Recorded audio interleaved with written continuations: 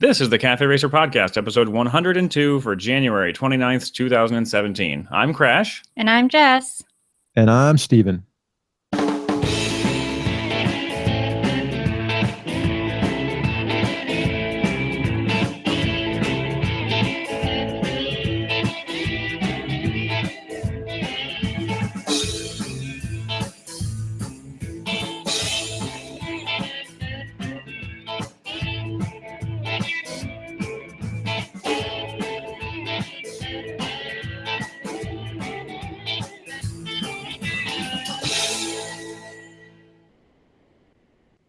Hey, we didn't screw that up.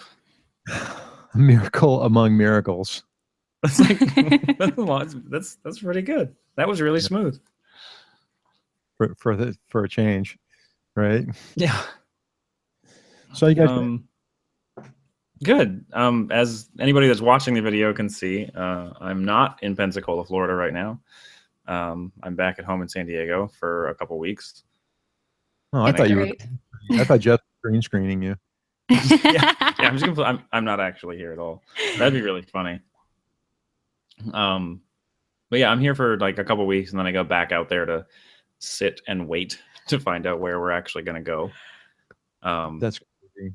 Really it is so weird. Mm-hmm. Like, I mean, yeah, it doesn't really make any sense why they can't just like give me some kind of orders that say to stay out here and await, further instruction. Yeah. Why can't you be like the ambassador of motorcycles for the Navy?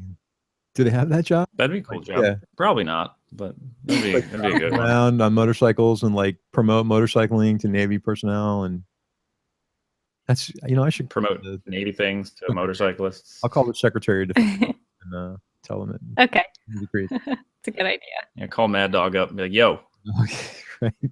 Hey, you want to hear something funny? And I know you experienced this when we were at SHOT, but do you remember the people that were like, because remember we were there the majority of the time just during the dealer days, and then when the public came in, there was kind of a madhouse. But even during the dealer days, how they had people that were running around like collecting, people's stickers and patches and whatever. Oh yeah, totally. At AIM, there was like a ton of people just like wanting like all the swag. Apparently, I was listening to This Week in Guns, and they were talking about the SHOT Show, which is huge compared to. Oh yeah. It's like EICMA kind of big, if not bigger, actually. And they were saying how these people have become such an annoyance now because they're toting around like milk carts on wheels with a handle, to get all their crap, all these catalogs that they're never going to buy, but they've now coined the term of this person. They're calling him swagapotamus. Nice. Nice. There were definitely some swagapotamuses at AIM Expo. Right? What they said about, which I found to be really deplorable, that some husband and wife, keep in mind now, SHOT's not open to the public at all in any way, shape, or form. So you either have to be a dealer, media, somebody that's involved in the industry. They said some husband and wife were just going around collecting swag and then sold it on eBay and made like $8,000. Oh. Huh. Oh my gosh. That doesn't really surprise me. Like, it sucks, but yeah, that would piss me off as a manufacturer when, it's different with us. When we collect this stuff, we're giving it away.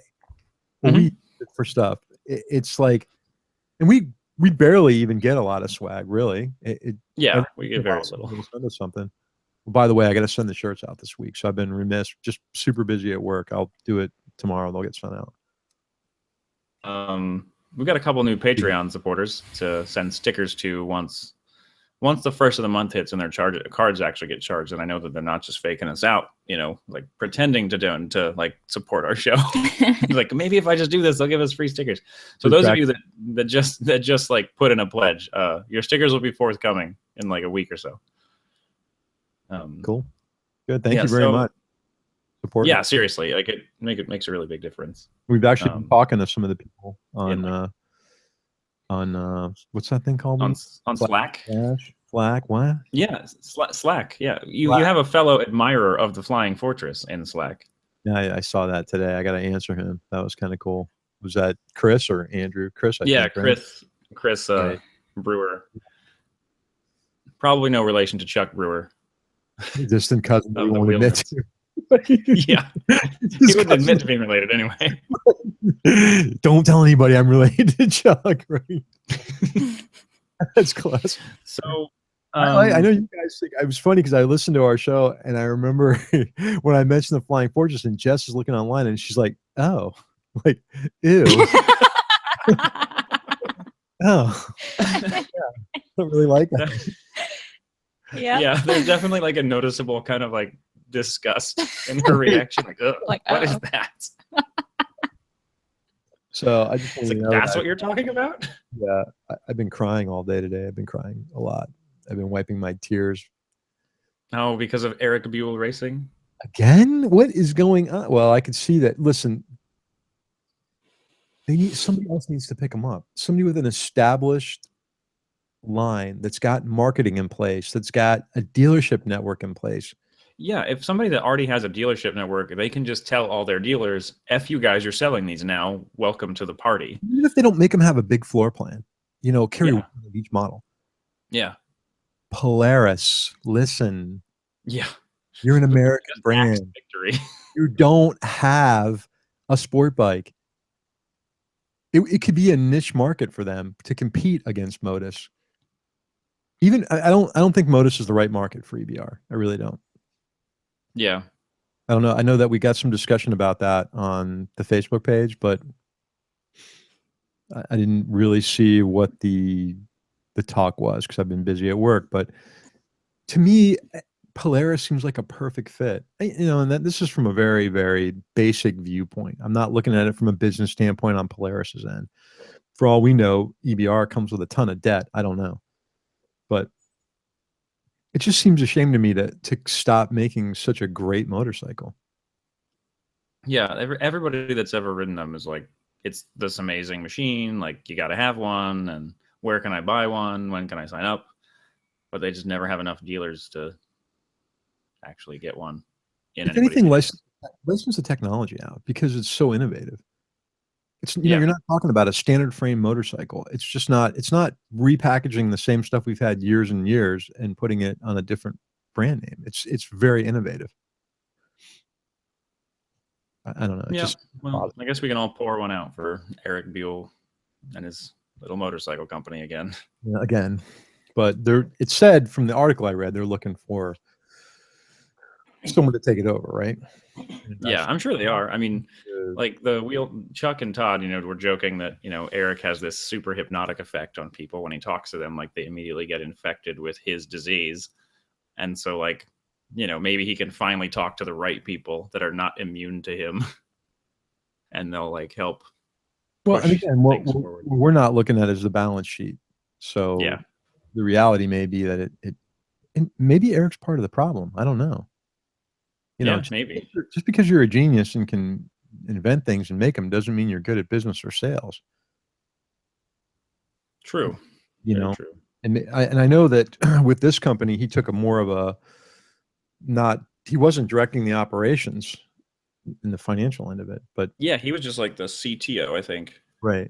What they were saying was not the lack of sales and the lack of being able to establish a dealer network. But if you think about it, I don't blame some of these dealers for having cold feet after the first round. Yeah, and it's such a tricky situation. It's like a chicken and egg sort of thing. Like you need dealers in order to get sales and in order to drive the business, but you need to have a business in order to get dealers. Like you can't you need both to happen at the same time because you can't really have one without the other. Right. Well, let's see what happens. We'll just kind of hang by here and report on it as it happens. I'm glad you caught that. That was pretty timely. Yeah, I just happened to be, I don't know, probably was like woke up in the middle of the night or something and, was on my phone and I saw Asphalt and Rubber had posted something about it. I was like, oh, hey, everybody check this out. Yeah. So for the past like 4 months, I haven't done anything really motorcycle related. And Jess, you've been kind of like fighting this Suzuki. Yep. But we made some progress on it. We did. Do you want to talk about that? We installed the carbs last night and the battery. Is that video floating around on Instagram where there's just all this massive amount of work going into the bike? And Yep. Yeah. 26 seconds of it. right. Yeah, it's a little time. For those of you that are listening, there's a little time lapse video on Instagram and Facebook of the hour or so that we spent working on the bike. Did it start running? We don't have fuel lines hooked up yet. The tank, So right? yeah, we hooked up it has a dual petcock system. So we hooked the one into the tank. Mhm. We just need to run the fuel lines, and there are so many, like, okay, typical motorcycle in my mind, you've got a petcock, you might have 2 fuel lines that run off that thing, and they run to like a T fitting, and that's it. But this super wacky Suzuki thing has like 4 or 5 total lines. So we had to look up where the hell they all go. Mhm. Are they even the cooling bar to the carburetors, or are they all individual? No, so there's only one fitting where they go on the carb, but the secondary petcock has like 4 fittings on it. And so it's like tank, 2 lines from the tank go to the secondary remote valve, and then 1 line goes from that to the carbs, and then another vacuum line goes from a different spot on the carbs to that thing. And so it's just this weird, complicated, like, I got 15 points to put a fuel line on, and I don't know where they all connect to. So we looked that up this morning. So hopefully this afternoon, if we get to it, we'll be able to get those all put on and see if the bike starts. Mhm. Have you seen that That'd be thing exciting. for? It's like a IV pole kind of IV bag. Yeah. Yeah, I know what you're talking about. That's kind of. I actually thought about that for myself, like doing some tune work, because my whole tank's got to come off all the time. The only problem is the connection. It's like I'd have to modify the connection on that pole because it's a quick release for the fuel line. No. It's just not my bike has a quick release too. Yeah. But it's probably a fuel injection thing. Like Jess's bike has a carb, so we just had like that little, like, you know how like an IV bag hanger looks? Mhm. Well, they've got one that it's got like a graduated cylinder that hangs from it. Oh. That you can fill with fuel, and then there's just a fuel line coming out of the bottom that you could just stick on your carburetor and test things with your tank off. Right. Carb sinking and things like that, and the tank has to come off. It's a way to do that, so that you don't. It's actually pretty useful. Yeah, it's a pretty cool little tool. So once the fuel lines are on, then you guys are ready to rock, right? Yeah, pretty much. When we checked last night, like a really basic compression test where, like, you jam your finger over a spark plug hole, right, and hit the starter and make sure it like blasts your finger off with a decent amount of pressure. We checked both cylinders for that, and we made sure both spark plugs spark.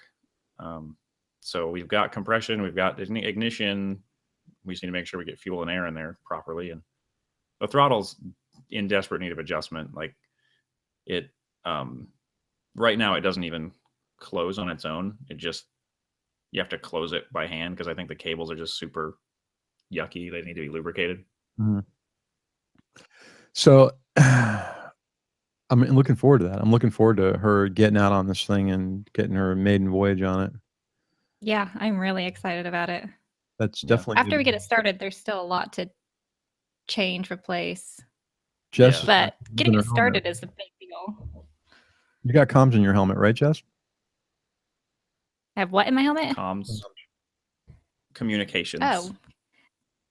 No. Yes, I do. You have a SMH. So if that happens on a day when I can be on the phone with you guys, we should record the whole thing. Jess is. Oh, we could do that with that app. Yeah, if it's not going to be distracting to her, because I don't want to do that. But maybe even after she has a day under her belt or so, we could do recording with her impressions of the bike and what she thinks about it. That would be fun. Yeah. And you could get like you screaming obscenities as random things occur in front of you that nobody else can see. Yeah. So funny. There's another thing I want to do. I haven't talked to the guy yet, but you remember when we had Scott on the show that's got Aim and Moto? Yeah, he rides a little TU 250. Yeah. So Scott's been like looking at Triumphs and stuff, but we did a ride one day out to Okeechobee, and one of his buddies, this guy named Doug, was riding some flavor of Kawasaki, cruiser, like a Vulcan or something. I don't know what they're called, but it was some big rolling sofa thing. Sure. And we switched bikes and I let him ride the KTM and he got like the bug for sit upright type motorcycle. Oh, the And cruiser guy? Yeah, I got a text message from he bought a Triumph 1200 Explorer. Oh, cool. Did you Yeah, get the so XCX, RAX, I don't know which CR, one, CX? the RCX, sure, but he, I want to have him on the show to get, because this is a guy that started riding like relatively, in the last year, if not less. He hadn't been riding Oh, that long. cool. So I want to get him on and get his impressions of what he thought and his transition from the cruise. I think everyone kind of thinks I got to get a cruiser, like to start. Some people, yeah. Yeah. The And low seat height, helps people feel comfortable. And to me, it's so much more difficult to learn how to ride. But I guess it's because I learned on like a standard, yeah. Anyway, so I want to have him on, and then I know you guys did something yesterday you're going to talk about, but guess what yesterday was that I completely missed, and I'm probably going to be fired because of this. I don't know. Yesterday was the Dania Beach Vintage Show. Oh man, Yeah, that's like the one of the chance large to secretly shows. meet Billy Joel, and And get this, the chance of Billy Joel being there was really good because he was at the Ace Cafe this week before. oh, so he was close. He was close. He was in Orlando. So, and I'm thinking maybe he came down because he's been there, with the exception of last year, he's been there every year. And again, he might have been there last year. I just didn't hear about it. He might not have played with the band, but he might have been walking around looking at bikes. A lot of people don't recognize him. He's got a baseball cap and glasses on. They don't know who he is. He also, I think a lot of people that listen to his music have seen pictures of him from album covers and stuff where he has all this big hair and stuff. He looks like your granddad now, anybody's granddad. Like me. Yeah. He has short buzzed hair and he's kind of heavier and he just looks like a regular guy. Gray. And he's not on camera a lot anymore, so there's not this public awareness of what he looks like. No, I listened to an interview of him not too long ago, and he's like, music's not really his focus anymore. Yeah. So that'd be cool. So I guess that would be really awesome. Yesterday, the other thing other than working on the bike, the Jess and I did, we went to the San Diego Mods versus Rockers ride. And the first thing I wanted to talk to you about, to kind of get you to talk about on the show, is we went to, there's a dealership in San Diego that used to be called Rocket Motorcycles, and now they're called Triumph San Diego. They sell Triumph and Zero only. And I don't know if anywhere on earth there are more Bonneville versions in one place. It was typical motorcycle showroom, but wall to wall, Thruxtons, Street Twins, Street Cups, all the new classic bikes. And they had a couple of older bikes, including a completely stock 2012 Bonneville SE. So, Jess, do you want to talk about that a little bit?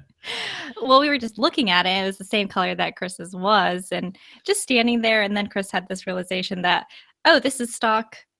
You should sit on it because it's totally different than his bike now. Yeah, my bike is a Bonneville SE. So this bike was completely stock. So it was what my bike looked like and how it sat and everything from the factory. Is there a different height between the two of them? Yeah. Yeah, pretty significant. Very, very significant. So his bike, I rode around the parking lot once and was overwhelmed by its weight and height. And took me a while to get out of the garage because I was kind of scared of it. And then so I sat on the Bonneville at the dealership, the stock 2012, and my mouth dropped open. Yeah, the look on her face was almost how dare you? How dare you change this beautiful bike that I can sit on comfortably and touch the ground? Yeah, her feet were both down. So the biggest two differences are the shocks on mine are 1.5 inches or so taller, and the seat is also taller. So the overall height difference between seat to ground is probably 3 inches. Yeah, it was a very big difference of getting on it and pulling it upright and standing. I could actually do. Yeah, because you're the stock Bonneville SE has like the lowest seat height of any of them. Yeah. What's SE stand for? Special edition? Or Yeah, I think so. Yeah, what was the color of that bike? that was a blue and white one, just like my original one. Right. You know, it used to be blue and white before I Right. dented the crap out of the tank. But it was nice to sit on. I really enjoyed it. Yeah, it had the low seat, the low shocks, and then the wide regular handlebars. Did you look at anything else? I sat on a scrambler. Right. It's higher. Right. Yeah, and then we looked at all the modern classics variants. They really look good. I think Triumph's done a really, really good job. Like that new Street Cup that we talked about on the show the other day. They had two of them there. They had a black one and a yellow one. The thing is cool. I like it. All looks really good. The one of the salespeople, Jeff, there seemed really keen to get us on a pair of Zero demo bikes, though. When I mentioned that I had ridden Zero before, he was like, hey, you know, well, was it before 2013? Because like they made a huge technology leap. And I was like, I don't really know, probably before that. And so he's like, well, I've got like one of all the models back in the back as demo bikes. You guys should come take a ride. Like they're mind blowing. And if you listen to the Cleveland start, what's that? Still $15,000 to start or not? I think the cheapest one is like 11, like 10 or 11. Right. What's the range at now? Oh, I don't know. I really have to look into them, look them up again. I haven't done a lot of research on them. I hear the guys on the Cleveland Moto podcast talking about them pretty often because, you know, they're Cleveland Moto, the dealership now sells them. Right. I mean, I'd still like to maybe get one for the weekend or something. Like if you could rent one and play around with it, see what it's like. I mean, I'm all for an electric motorcycle. It's just it's got to have a little bit more range than 70 miles, but I think that they've changed a little bit. Yeah, I'm pretty sure that they're over 100-mile range. I know that you have such a long commute that depending on how you ride. So if you ride like really spirited, you get a lot less range, right? Yeah, that's how that would work. I like I said, I'd have to look up. They've made a lot of changes since I rode them, and I'd really be interested to go ride. Zero SR ZF 13 plus what they call the power tank, 200 miles in the city. Oh wow! Yeah, highway at 70 miles an hour. Okay, 101 miles. Yeah, that would get me to work. I'm only 75 miles to work. So yeah, the only thing is you'd have to make sure you had enough time to charge it to get home. Well, I'm there all day. You know? Yeah, but if something if something came up and you had to rush home, what's the charging time? Let me see if it says. It depends on the thing you're using. But charge time. Ooh. So with that big tank, 11 hours. It's 100%. Yeah. Yeah. All right. Hold on. Now it says with charge time standard, with one accessory charger for that big tank is 6.4 hours. With the max accessory chargers, 3.1 hours. Yeah, there's probably, I don't know exactly how that works. I know the power tank sits kind of where the gas tank on a regular bike would be. There's like a storage compartment area there, and there's different things you can put there, and one of them is basically just more batteries. Mm-hmm. And I'm assuming that you can charge the power tank and the bike separately. I guess that's what it means with max accessory chargers, and I think what they're talking about is, from what I just read, you have to have a separate 110-volt outlet for each one of those chargers. Yeah. According to this. Which, depending on your situation, may be doable. You know, like if you're able to park the bike near a wall outlet, plug that in, and then bring the power tank inside with you to work or whatever, you might be able to just like throw it on a surge protector and charge the thing up pretty quickly. I don't know. I don't know. I got to do some research into it. I still like them. You know, I Mhm. like the concept, the idea of an electric motorcycle a lot, and the torque is just incredible. It's like immediate, all there, and Yeah. not to mention, you know, not having the noise is kind of interesting too. Although I do like the sound of a motorcycle, even the mechanical sound, like a Ducati or the Moto Guzzi. Yeah. Look into this and see which is the one So that what was if owned by was Zero the one who was owned by Polaris. Somebody Bramo? Bramo. Okay, Bramo. Yeah. I'll take a look at that. Hey, so So I got Jess, some what work did done too, man. I was going to. Oh, go ahead. Let Jess finish. yeah, I was gonna say like what did you think of the mods versus rockers ride? Oh, I forgot about that. Right. Oh yeah, we were talking about that. We weren't were. We got way off track, but It was fun. It was a fun ride once we started going. The way the ride that was planned out was really nice yeah, they for didn't San Diego. they didn't tell us anything. No, there was no instruction. We didn't know who the leader was or who was in charge of it at all. There was no brief before we left, and it was a little messy throughout the whole time. Mm-hmm. Because everybody was everywhere, kind of switching back and forth and not staying together that well. Mainly, I think, because there was no brief, there was no instruction given to anybody in the group, and the group was pretty big. There had to be about 40. Yeah, at least 40 or more motorcycles. Yeah. 40 total? Mm-hmm. Yeah, probably 40. That so not including the scooter guys. We met up with the scooter guys separately, like later. But yeah, in the group that was just motorcycles, there were at least 40, Mm-hmm. which isn't like a huge group, but you know, it was a decent number of bikes, enough bikes for people to get lost and separated. Were people dressed up? Um, Like, I mean, like the mod guys, were they wearing? there were a few people in like, you know, the pudding bowl helmets and stuff like that from the mods. Nobody was really like, No, like Teddy Boy jackets and Nehru jackets and stuff like that. yeah, not a lot of like dressing up in a costume really. There were some guys in the rockers group that were definitely wearing like, you know, the tall lace up boots with the socks rolled over the top, Right. you know, and their pants in. Right. There were like two groups in the rockers. There was the old men, and with like there was one guy that had gigantic mutton chop sideburns and he totally dressed the part. And then there was like the hipsters, which were, you know, like the younger people kind of off to the other side. You know, that were because Spencer hates with it. their beards and, you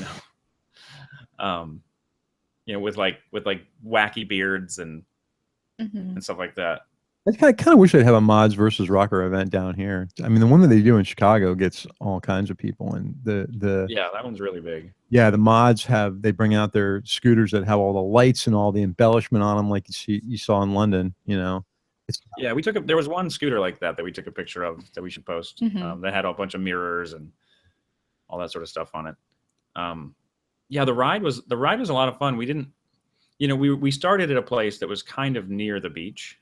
And they said that we were going to end up at the beach.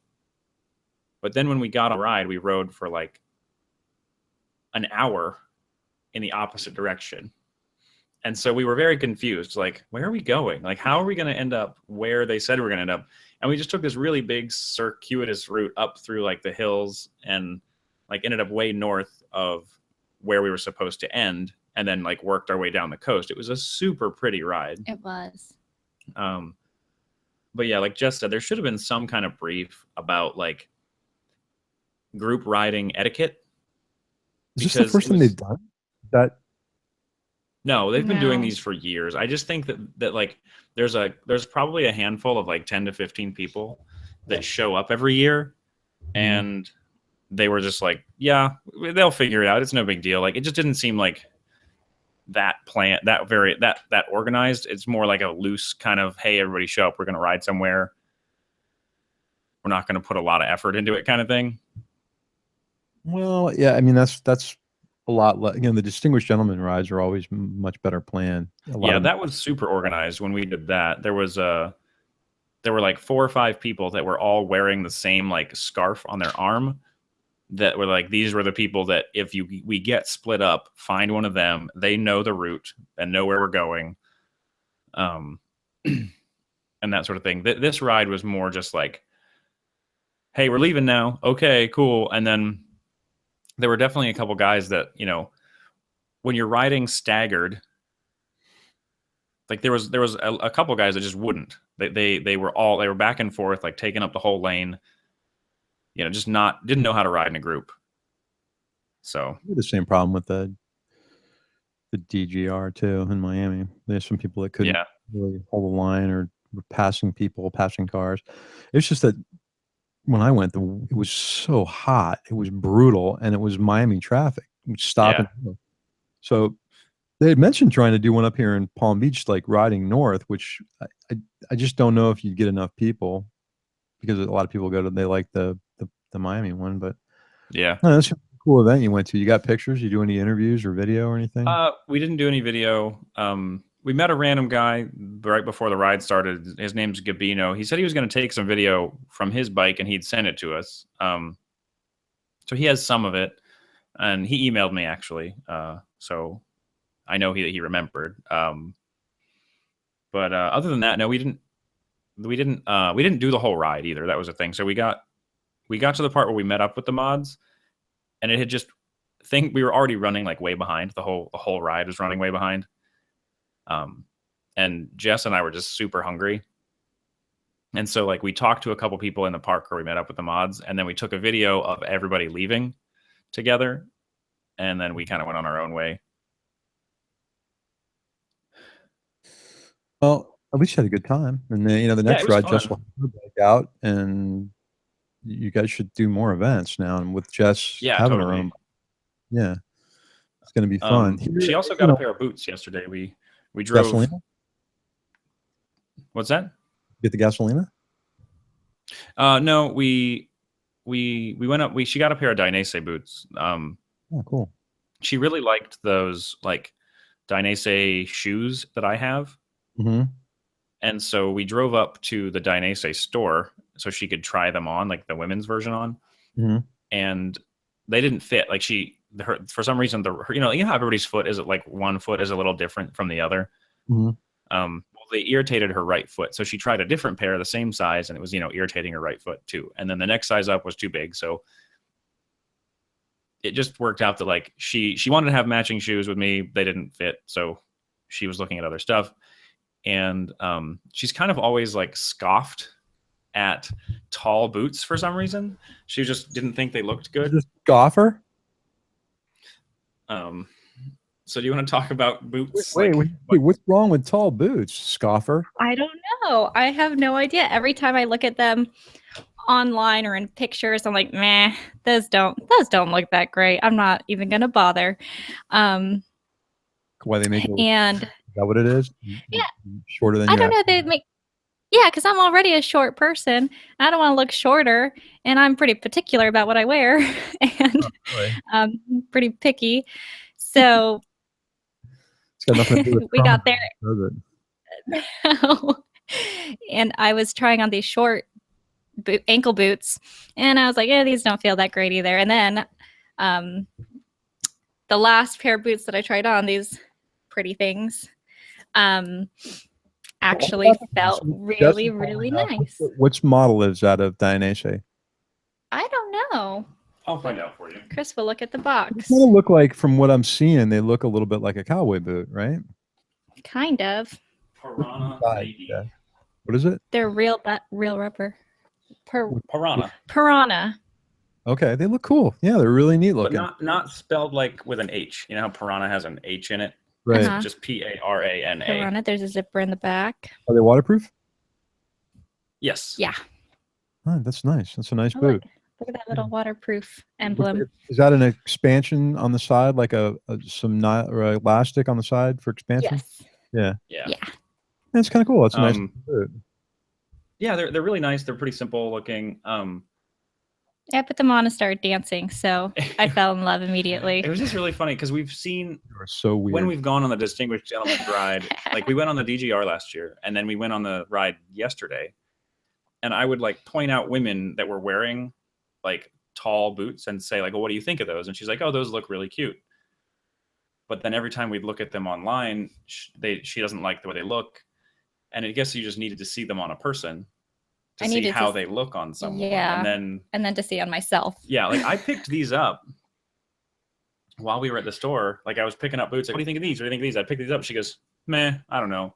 And then when the boots that she had her heart set on didn't fit and her dreams got crushed, she was willing to try these on. Uh-huh. And then like as soon as she put them on, she was like, I like these. Like Those are nice looking boots. And the thing about what's nice about that is they're not like ostentatious. They don't look like road racing boots where there's all kinds of plastic and lettering all over them. And you can wear them. They look like they have enough room that if you wanted to, you could wear your pants tucked into them. Mm-hmm. Yeah, and some they look pretty stylish. Like I have jeans. All she ever wears are the short boots. One of the friends I ride with, she just wears short motorcycle boots. She likes those. And I don't know. I'm gonna try a pair on just for comfort. Like I kind of like the shoes that Chris has, sort of, but not that particular design. I'm thinking more, like Icon used to have a kind of a shoe thing, and Joe Rocket had one. Yeah, Dynasty has some really good looking, like just barely over the ankle height shoe boot things. Right. I might try that. I'm the Oxtar boots I have, the kind of like they were a pseudo adventure boot. They're now what's the name of the company now that took that name? It's one of the Italian companies. I can't remember. So Oxtar is not a brand anymore. It's just driving me nuts. Can you not hear me, Steve? Huh? What? Can you hear? It's TCX. TCX. You guys were like cutting out. So yeah. Oh, that's weird. Yeah. So TCX is the name. Yeah, and they've got mine have like a plastic, real thick armor plate where your gear shift is, and it's starting to dry out and crack, and pretty bad. So either I have to fill it with some sort of like shoe goo or something, or just retire them. And I've got adventure boots from Forma anyway that I wear that are a little bit more heavy duty, like motocross boots. So I want to get something that's kind of in between, like a little sportier. And I'll have to look and see what Dynasty has. Yeah, we saw somebody in the Icon prep boots yesterday at the ride. And I think those look really good. Yeah, they did. Icon stuff a lot. Yeah. They were really cool looking. I remember when Icon released them, I was like, oh, those look nice. I want to try those. But I've never seen them for sale anywhere. Like I'm just hesitant to take a risk of like, Well,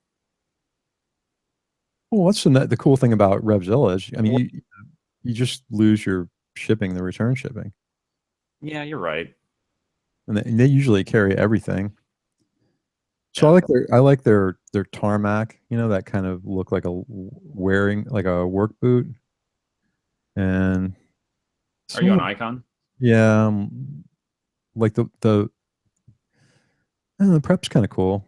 I don't know. I'm the old school. I like the Elsinores better, but they're not waterproof. The Elsinores, I've heard the buckles get all like flappy and kind of crazy, loose and crappy. Like, yeah. I don't know. The Truant, it looks like the short version of the prep. Yeah. They've got it, man. They've really kind of expanded their line on boots. There's a lot of them. Yeah. I have a pair of like Alpine Star track boots too, but I only wear those if I'm going to do a track day. They're not for riding around. Yeah, they're hard plastic, like road race boots. I don't know. This retrograde looks kind of, I don't know, they just have a little bit. You like that look? It looks a little space. They look like if Mad Max had space boots. Right. Yeah, some of these, I don't know. I'm thinking the Super Duty 4 I like, the Tarmac I kind of like. The Super Duties look like something you like a work boot, sort of. Yeah. I keep losing you guys. You guys are sure. They have a pair. Yeah. I keep losing. I will not use my phone for anything because apparently just really to do. Turning my Wi-Fi off on my phone. It's dying. So what I was going to tell you guys is I was doing work on the bike, my bike too, before I forget about it. I installed the Cyclops light bar. Oh, cool. It took actually a couple days, only because, all right. So the whole thing had to come apart. Tank, pretty much everything. The whole front fairing had to come apart. Not that it's a big deal and it takes a long time. I can do that relatively quick and get it all off. And then the front headlight nozzle, the whole pod, which is held in with 4 screws, had to come off. Disconnected that. I made sure I remembered which connections went to the high beam and which connection went to the low beam. And the one thing I made the mistake of, I never thought about it, was I didn't test to see which light's the high beam and which light's the low beam. When I looked at it, based on how they were pointing, I said, well, the top light appears to be the high beam. The bottom light appears to be the low beam. Of course, I got that wrong. So I got this thing. It was actually relatively easy to wire, like to get the wiring run back to the battery and get that connected. Hold on, let me close the door real quick, Jess. Okay. Talk amongst myself because Chris left too. Obviously, I'm not good at talking to myself. We'll have to cut this out. So my wife's coming home and the dog's barking. Oh. Anyway, that was relatively simple to do. It was the tough part about this whole install job was just getting the bracket. You had to drill holes in the bottom of the fairing, which wasn't a big deal. You can actually use the bracket as a guide. And I can tell you right now, whoever's doing this, when you use that, you don't really have to take the whole bottom plate off. You can leave it on the bike and do it, because there's a lot of screws that are behind the forks that are hard to get to. Mm-hmm. So I got all that mounted up and I got the wiring done. It just was a little bit time consuming to get the screws in to mount the plate up, because it has to be done with the light still attached. I did a video. It'll all be in the video. I'll show you how this whole thing went.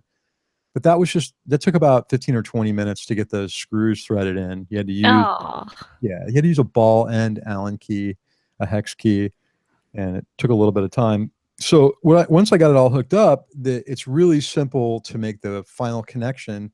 It just needs to be spliced into the high beam power. Well, and they actually give you something called a posi tap, which is really easy to use to splice into that power line. You don't have to cut anything or strip anything. You just push the posi tap on there and screw it on. Nice. Well, first I figured out that I had the wrong light I was trying to get power off of. And then when I finally figured out it's not the top light, it's the bottom light, I looked at the wiring, the way it comes in, and you would think black is ground and red is hot, right? Yeah. Yeah, no. No. No. I had that thing connected and I tried everything. I'm thinking there's some problem someplace. So I finally called Daryl from Cyclops and I said, look, I can't get this thing to work.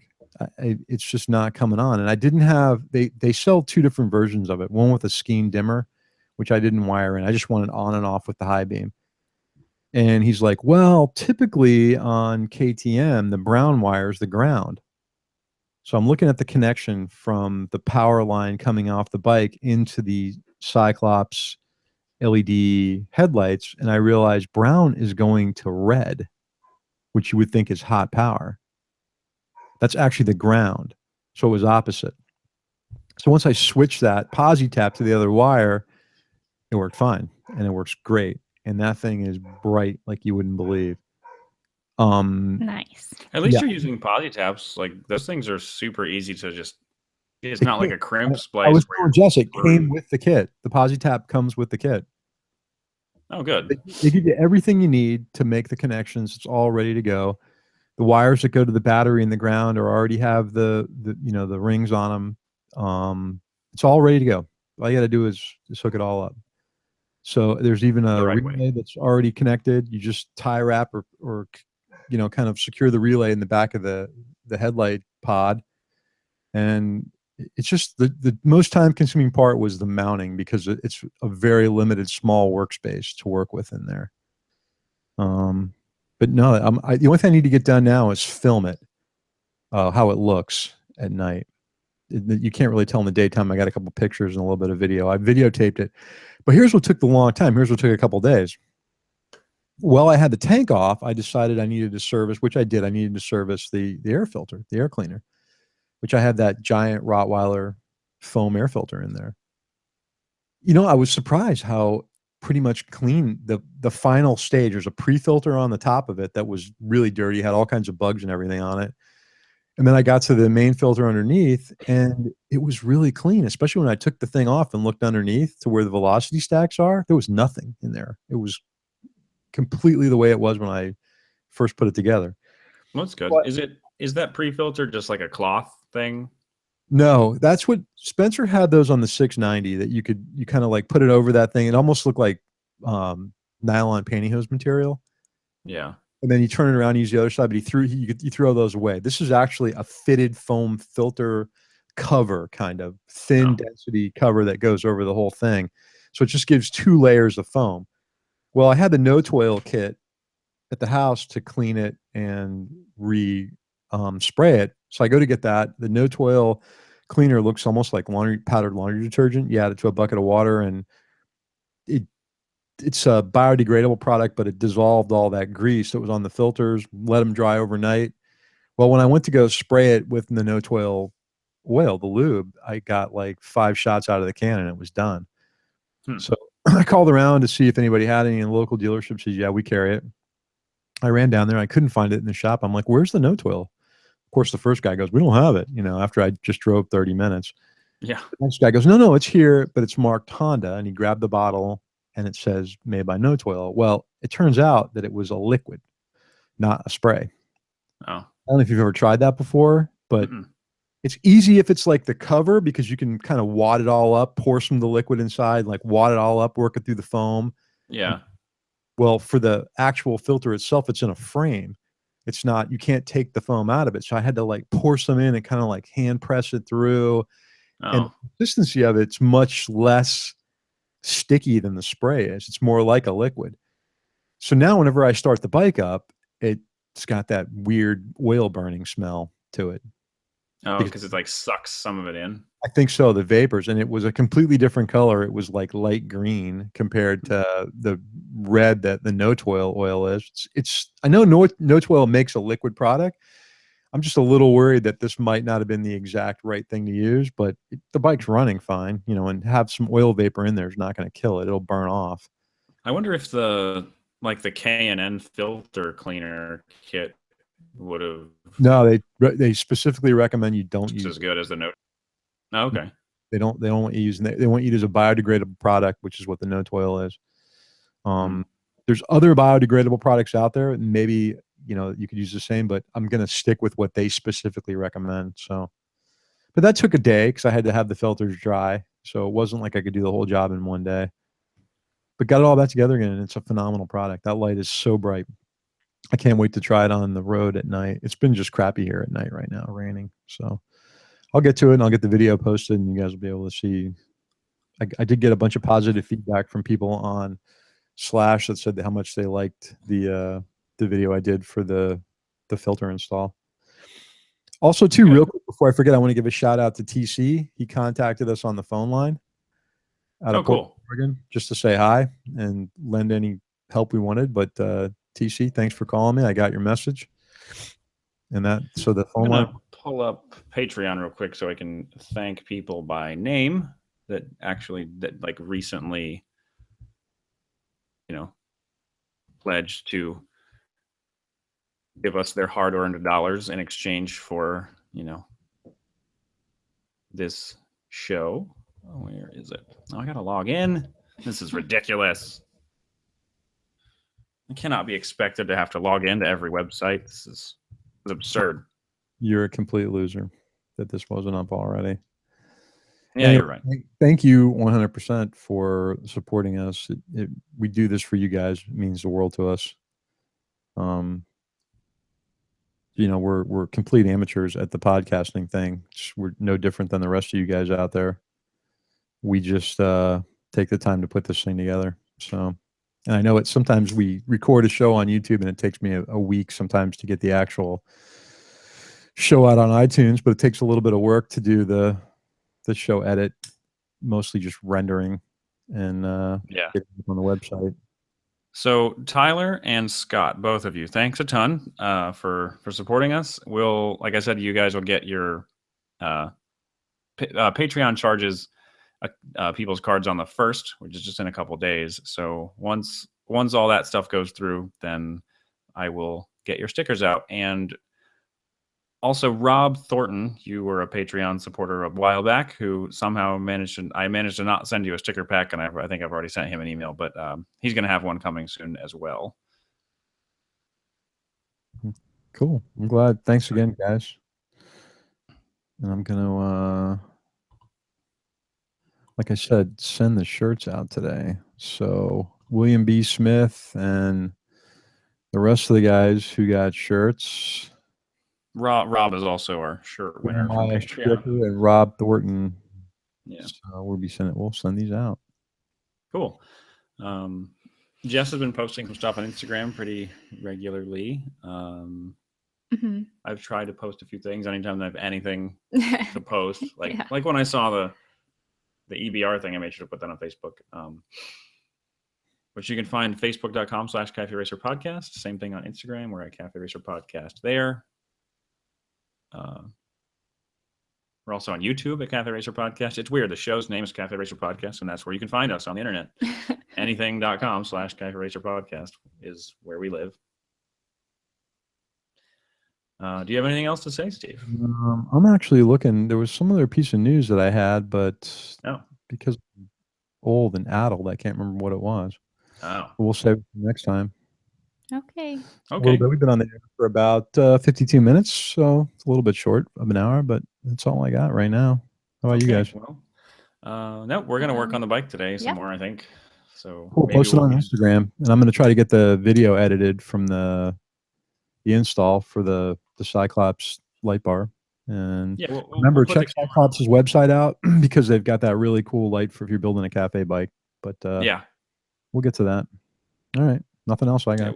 Whether the bike starts or we end up with a giant fiery ball of death, we'll post a video. It'll be on the internet. If you got a fiery ball of death, you got to get that videotape and get it on the internet. That'll be really cool. I can't wait to see the fiery ball of death. So, thanks for listening and get out there and ride. See ya.